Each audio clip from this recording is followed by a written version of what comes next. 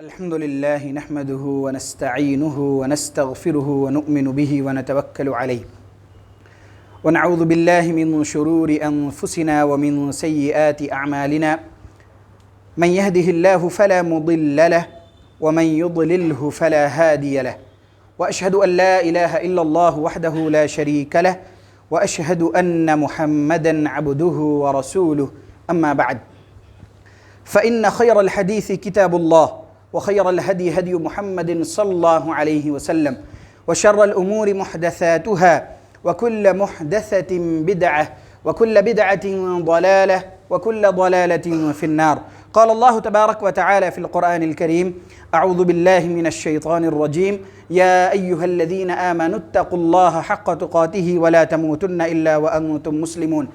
وقال تعالى في موضع آخر: بسم الله الرحمن الرحيم يا أيها الناس اتقوا ربكم الذي خلقكم من نفس واحدة وخلق منها زوجها وبث منهما رجالا كثيرا ونساء واتقوا الله الذي تساءلون به والأرحام إن الله كان عليكم رقيبا.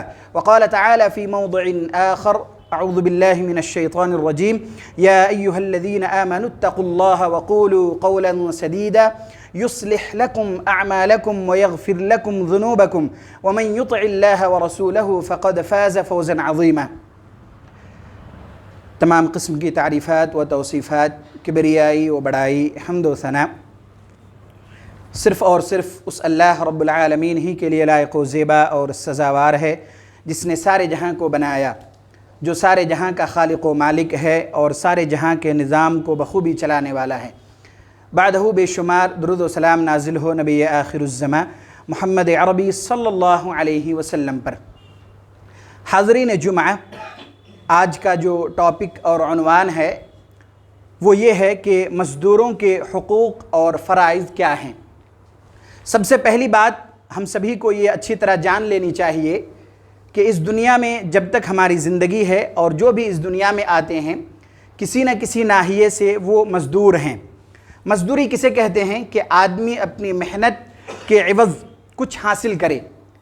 وہ چیز یعنی جسے حاصل کیا جائے وہ مال بھی ہو سکتا ہے، وہ چیز جسے اپنی محنت یا اپنے مال کے ذریعے سے حاصل کیا جائے وہ کچھ اور چیزیں بھی ہو سکتی ہیں۔ اس کی مثال بہت آسانی سے یہ سمجھ میں آئے گی کہ ایک آدمی ہے جن کو کچھ مال کی ضرورت ہے، پیسوں کی ضرورت ہے، وہ اس کے لیے محنت کرتا ہے، تو یہ ایک طرح سے یہ ان کی مزدوری ہوئی۔ اور جو مالدار لوگ ہیں ان کی بھی کچھ نہ کچھ ضرورت ہے۔ مثال کے طور پر ان سے جو ماتحت لوگ ہیں ان کی ضرورت ہے کہ وہ ان کو بلائیں اور ان سے بات چیت کریں، معاہدہ ہو اور پھر ان سے اپنی ضرورت کو کیا کریں، پوری کریں۔ ہر انسان ایک دوسرے سے اپنی ضروریات کی تکمیل کے لیے جڑا ہوا ہے، چاہے وہ مالدار ہو، اس سے کمتر لوگ ہوں، غربا ہوں، مساکین ہوں، کسی طبقہ کے بھی لوگ ہوں، ہر آدمی ایک دوسرے سے جڑے ہوئے ہیں۔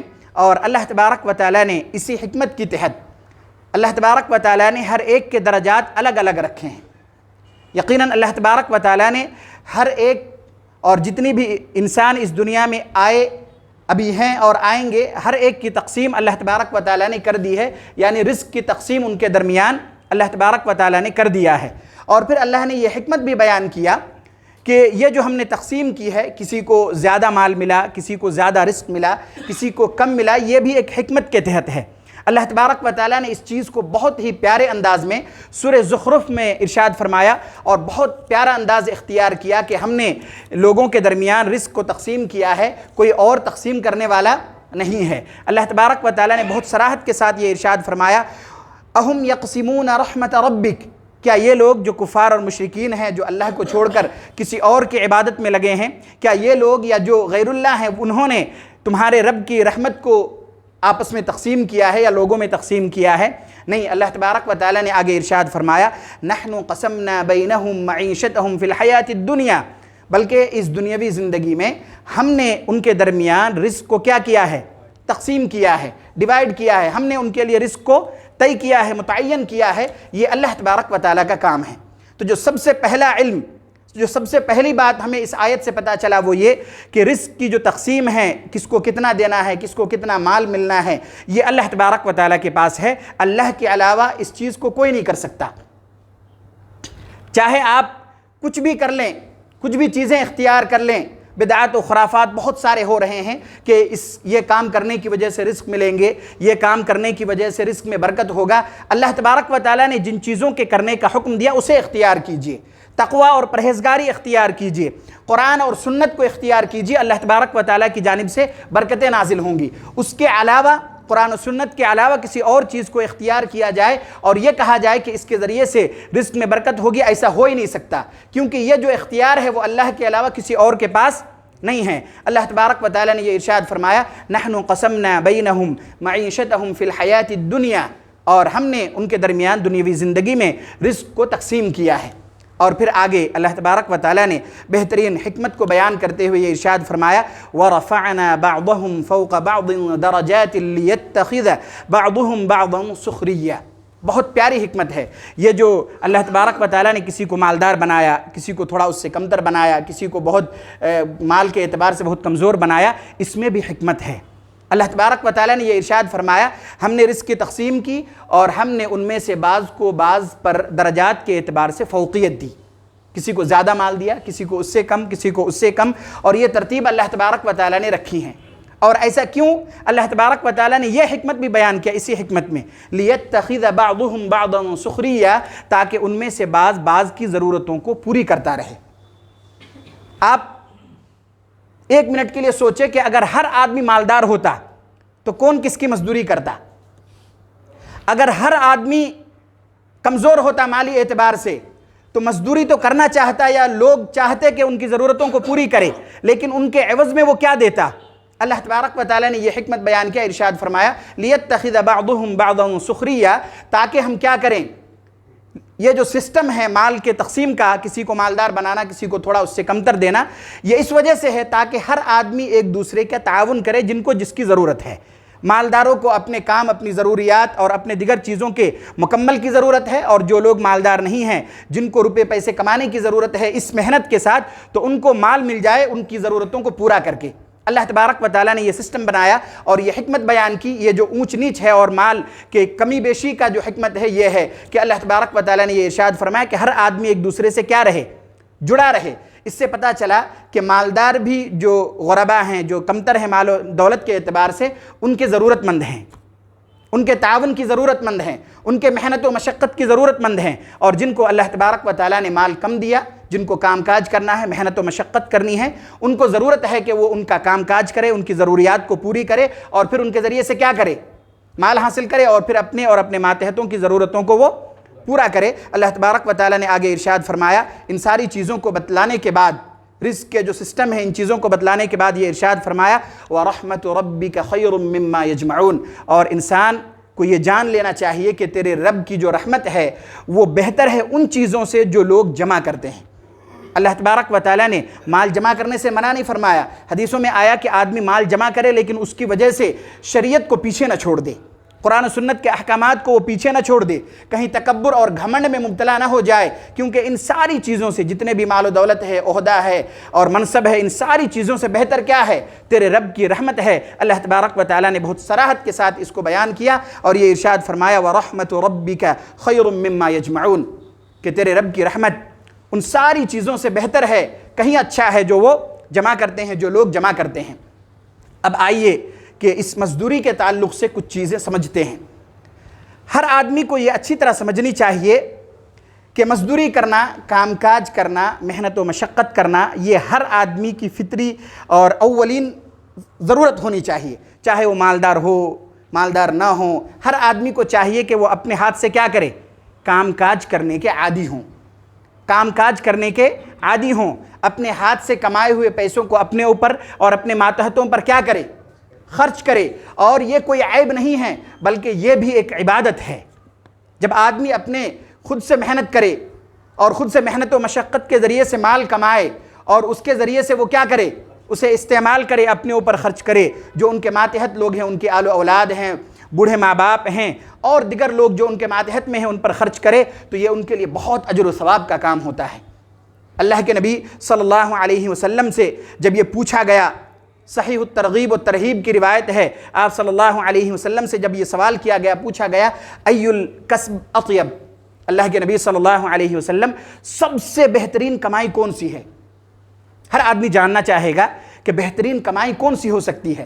اللہ کے نبی صلی اللہ علیہ وسلم سے یہی سوال کیا گیا، پوچھا گیا ای الکسب اطیب، سب سے بہترین کمائی کون سی ہے؟ اللہ کے نبی صلی اللہ علیہ وسلم نے یہ ارشاد فرمایا عمل الرجل بیدہ، آدمی کا اپنے ہاتھوں سے کمانا، اور ایک دوسری چیز بیان کی اور یہ ارشاد فرمایا وکل بیع مبرور، اور ہر وہ کاروبار، تجارت اور پیشہ جو دھوکے سے کیا ہو، خالی ہو، بری ہو۔ دو چیزیں بیان کی کہ بہترین کمائی، اور بہترین کمائی کے ذریعے سے مال و دولت ملتا ہے وہ کیا ہے؟ اپنے ہاتھوں سے آدمی کمائے، محنت و مشقت کرے اور خوب اپنا وقت لگائے، خوب محنت کرے اور اس کے ذریعے سے مال کمائے، یہ بہترین مال ہے، بہترین کمائی ہے۔ اور دوسرا یہ کہ آدمی تجارت کرے، کاروبار کرے اور بہت بڑے پیمانے پہ کرے، لیکن ایک چیز کا خیال رکھے، وہ یہ کہ اپنی تجارت کو، اپنے کاروبار کو دھوکہ سے کیا رکھے، دور رکھے۔ اللہ کے نبی صلی اللہ علیہ وسلم نے یہ ارشاد فرمایا کہ بہترین کمائی آدمی کے اپنے ہاتھوں کا ہے، اور یہ کہ وہ تجارت، وہ کاروبار جو دھوکے سے کیا ہو، محفوظ ہو، جھوٹ سے محفوظ ہو، وہ تجارت اور وہ کاروبار کیا ہے، سب سے بہترین کمائی ہے، اللہ کے نبی صلی اللہ علیہ وسلم نے بتلایا۔ ایک دوسری چیز آپ کے سامنے رکھنا چاہوں گا کہ اللہ تبارک و تعالیٰ کو سب سے زیادہ جو بندہ کھاتا پیتا ہے، استعمال کرتا ہے، ان میں جو سب سے زیادہ پسند ہے وہ یہ ہے کہ آدمی اپنے ہاتھوں سے کمائے اور پھر اس میں سے کھائے پیے اور استعمال کرے۔ اللہ کو یہ سب سے زیادہ کیا ہے، محبوب ہے اور سب سے زیادہ پسند ہے۔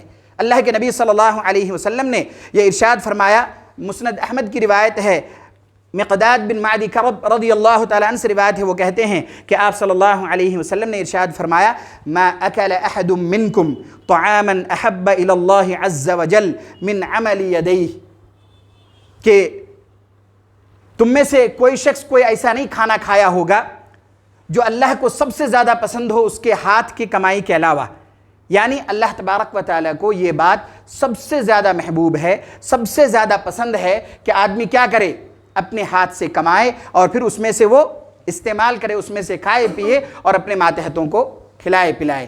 اس سے ایک بات بہت اچھی طرح سمجھ میں آتی ہے، وہ یہ کہ آدمی کو کام کاج کرنے میں جب وہ شریعت کے لحاظ سے بالکل جائز اور درست اور حلال ہو تو کام کاج کرنے میں کسی طرح کی کوئی جھجک، کسی طرح کی کوئی شرمندگی اور کسی طرح کا کوئی عار نہیں ہونا چاہیے، چاہے وہ مالدار بھی کیوں نہ ہوں۔ اگر موقع ملے، ضرورت کبھی پیش آئے تو کام کاج کرنے چاہیے، جبکہ وہ شریعت کے مطابق ہو اور جائز ہو اور حلال طریقہ ہو تو آدمی کو کیا کرنا چاہیے، کام کاج کرنا چاہیے، اگر مالدار ہو تب بھی، تاکہ ان احادیث کا کیا وہ مصداق ہو سکے جس میں اللہ کے نبی صلی اللہ علیہ وسلم نے یہ ارشاد فرمایا کہ بہترین کمائی اپنے ہاتھ کی ہے، اور وہ تجارت ہے جو دھوکے سے اور جھوٹ سے کیا ہو، محفوظ ہو۔ اور اللہ تبارک و تعالیٰ کے پاس سب سے محبوب کیا ہے، پسندیدہ جو کھانا ہے انسان کھاتا ہے وہ کیا ہے، آدمی اپنے ہاتھ سے کمائے، اپنی محنت سے کمائے، اپنی مشقت سے کمائے، وہ چیز سب سے زیادہ اللہ تبارک و تعالیٰ کو کیا ہے، محبوب ہے۔ اس لیے آدمی جب تک اس طرح معذور نہ ہو جائے کہ وہ کام کاج کر ہی نہ سکتا ہو، اس وقت تک انسان کو کوشش کرنی چاہیے کہ وہ کیا کرے، کام کاج میں لگا رہے۔ ٹھیک ہے، مال و دولت اللہ تبارک و تعالیٰ نے دی ہے، کوئی حرج نہیں، اس کا یہ مطلب نہیں ہے کہ آدمی کیا کرے، کام کاج چھوڑ دے۔ ضرورت اس بات کی ہے کہ آدمی جب تک ہو سکے، جب تک اللہ تبارک و تعالیٰ نے اس جسم میں طاقت و قوت دیا ہے، کسی نہ کسی طرح کا کام کاج میں وہ لگے رہے۔ اس کے دو فائدے ہیں، پہلا یہ جو احادیث سے پتہ چلا کہ اللہ کے نبی صلی اللہ علیہ وسلم نے یہ ارشاد فرمایا کہ بہترین کمائی ہے اور اللہ کو سب سے زیادہ محبوب ہے یہ کھانا اپنے ہاتھ کے ذریعے سے کما کر کھانے کی چیزیں۔ دوسری چیز، اس سے انسان کے صحت کا بھی فرق پڑتا ہے۔ جب آدمی مسلسل کام کاج میں لگا رہے تو ایک عمر کے بعد بھی بہت مضبوط رہتا ہے، لیکن جب کام کاج چھوڑ دے، جسم کی وہ ایکٹیویٹی ختم ہو جائے، پھر وہ سست، وہ کاہلی آ جاتی ہے اور اسی کی وجہ سے کمزوریاں پھر بڑھتی رہتی ہیں۔ اس لیے ضرورت اس بات کی ہے کہ انسان کام کاج کرے اور اپنی ضرورتوں کو پورا کرے اپنے ہاتھوں کی کمائی سے، جیسا کہ اللہ کے نبی صلی اللہ علیہ وسلم نے یہ ارشاد فرمایا کہ یہ اللہ کو سب سے زیادہ کیا ہے، محبوب اور پسندیدہ ہے۔ اور یہ بات بھی یاد رکھنے کی ضرورت ہے کہ مانگنے سے کہیں زیادہ اچھا اور بہتر کیا ہے، محنت کرنا، مشقت کرنا، مزدوری کرنا، کام کاج کرنا اور اس کے ذریعے سے مال حاصل کرنا اور اپنی ضرورتوں کو پوری کرنا۔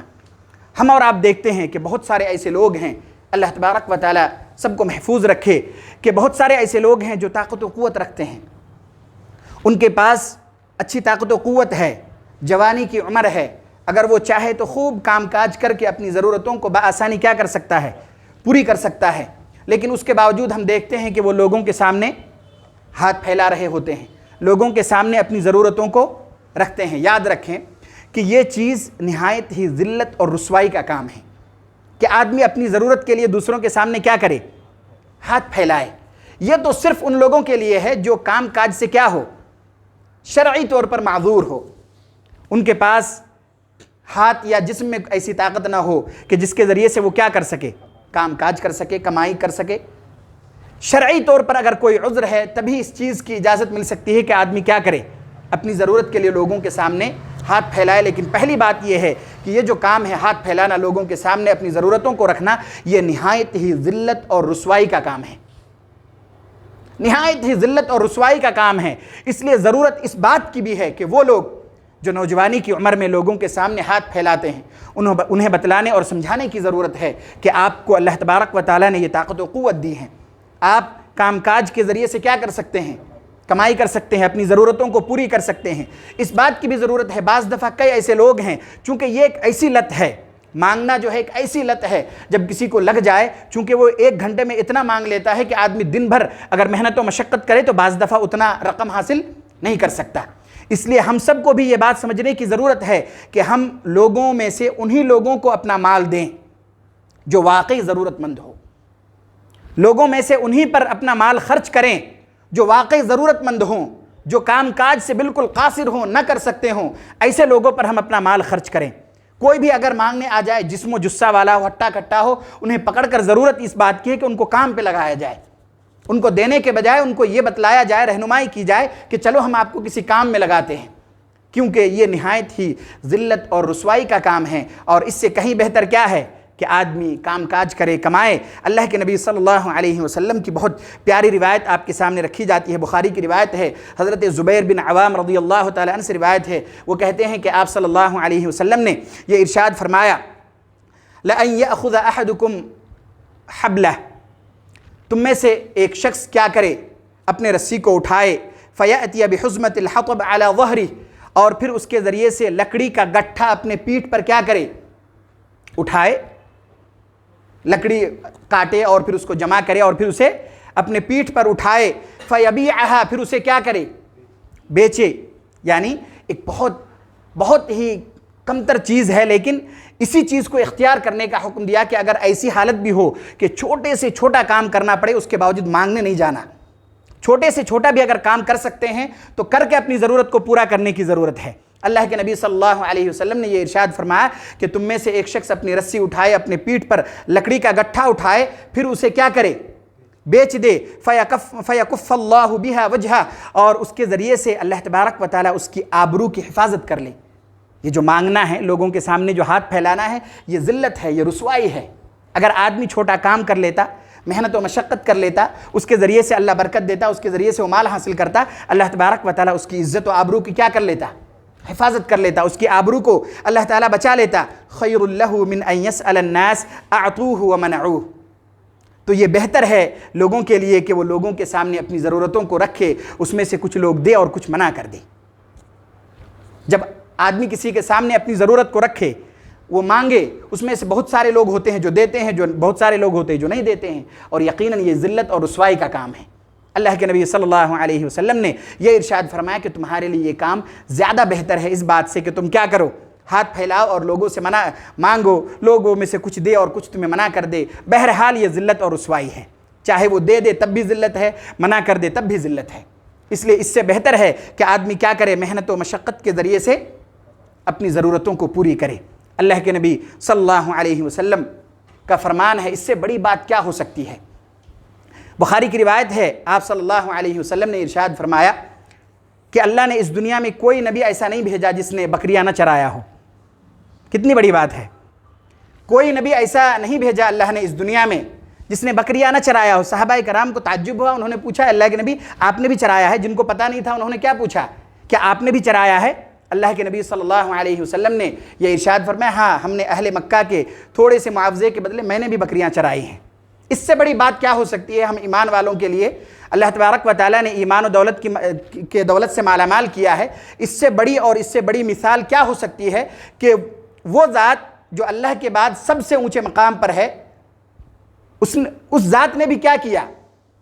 مزدوری کی، ایک طرح سے مال حاصل کرنے کے لیے، اپنی ضرورتوں کو پوری کرنے کے لیے یہ تعلیم دی اللہ کے نبی صلی اللہ علیہ وسلم نے ہم میں سے ہر شخص کو، مالدار ہو کمزور ہو مال نہ بھی ہو، دل چھوٹا کرنے کی ضرورت نہیں ہے۔ اللہ کے نبی صلی اللہ علیہ وسلم نے بکریاں چرائی ہیں اہل مکہ کی عوض کے بدلے، مختصر عوض کے بدلے۔ آپ صلی اللہ علیہ وسلم نے یہ ارشاد فرمایا، بخاری کی روایت ہے، ما بعث اللہ نبیا الا رعى الغنم، کہ کوئی نبی اللہ تبارک و تعالیٰ نے اس دنیا میں نہیں بھیجا مگر انہوں نے کیا کیا؟ بکریاں چرائی ہیں۔ جتنے بھی انبیاء کرام آئے سبوں نے بکریاں چرائی ہیں۔ فقال اصحابہ وانت، اور اصحاب یعنی صحابہ کرام نے پوچھا، اللہ کے نبی صلی اللہ علیہ وسلم کیا آپ نے بھی بکریاں چرائی ہیں؟ کیا آپ نے بھی چرایا ہے؟ آپ صلی اللہ علیہ وسلم نے جواب میں ارشاد فرمایا، نعم کنت ارعاها على قراريط لاہل مکہ، ہاں میں نے بھی بکریاں چرائی ہیں اور اہل مکہ کی بکریاں چرائی ہیں، بہت معمولی قیمت کے بدلے، بہت معمولی عوض کے بدلے میں نے بھی کیا کی ہیں؟ بکریاں چرائی ہیں۔ اس لیے ضرورت اس بات کی ہے کہ اگر ضرورت پڑے اور کام کرنے کا موقع ملے تو آدمی کو کیا کرنا چاہیے؟ شرم و حیا کو دور رکھ کر، اللہ کے نبی صلی اللہ علیہ وسلم کی اس سنت کو، اس حدیث کو یاد رکھ کر کہ جتنے بھی انبیاء کرام آئے سبوں نے بکریاں چرائی ہیں، ہمیں بھی کیا کرنا چاہیے؟ کام کرنے میں ایک خوشی محسوس ہونی چاہیے کہ ہم نے ایک مزدوری کی، محنت و مشقت کی اور اس کے ذریعے سے ہم نے مال کمایا اور اپنے آپ پر خرچ کیا۔ یقین جانیے کہ جو مال اپنی کمائی کے ذریعے سے کما کر خرچ کرنے میں مزہ ہے، وہ دوسروں کے ذریعے سے جو مل جائے اس میں وہ مزہ نہیں ہے۔ اور جب کسی کے سامنے ہاتھ پھیلایا جائے اور پھر اس کے ذریعے سے خرچ کیا جائے اس میں تو بالکل بھی مزہ نہیں ہے۔ آدمی جب اپنی محنت سے، اپنی مشقت سے، رات دن ایک کر کے، اپنے خون پسینہ کر کے جب کمائیں اور اس کے ذریعے سے جب وہ خرچ کرے تو انہیں اس مال کی اہمیت کا بھی اندازہ ہوگا اور اس میں ایک لذت ان کو محسوس ہوگی۔ اس لیے ضرورت اس بات کی ہے کہ ہر آدمی کوشش کرے کہ اپنے ہاتھوں سے کمائے اور پھر اپنی ضرورتوں کو کیا کرے؟ پوری کرے۔ اس کے بعد آئیے